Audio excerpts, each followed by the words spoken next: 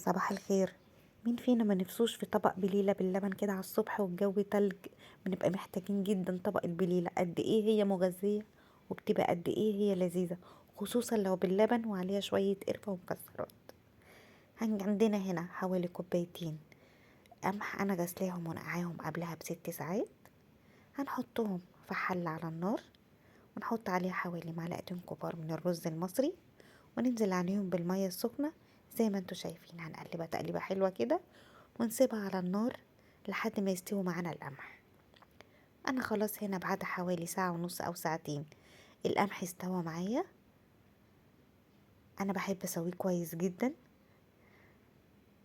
عندنا بقى عشان اوصل للقوام الكريمي بجيب 3 معالق كبار من الكريم شانتيه، ادوبهم في شوية لبن وانزل بيهم على القمح. الخطوة دي مهمة جدا، بتخلي قوام البليلة كريمي وبتديها طعم حلو قوي. نديها برضو تقليبة كده. عندنا بقى برضو انا عايزة قوامها برضو يتقل معايا شوية. هندوب حوالي معلقتين من النشا في شوية مية وننزل بيهم على القمح كده. خلاص يعتبر البليلة مية خلصت.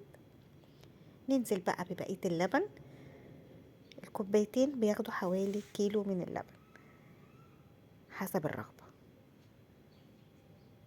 ونوطي عليها النار علشان تتقل معايا شوية.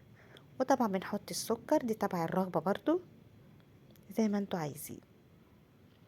ونسيبها بقى على نار هادية لحد ما تتقل معايا والقوام الكريمي او اوصل للوش اللي انا عايزاه. بصوا، ده القوام بالظبط المظبوط بتاع الكريمة او بتاع البليلة.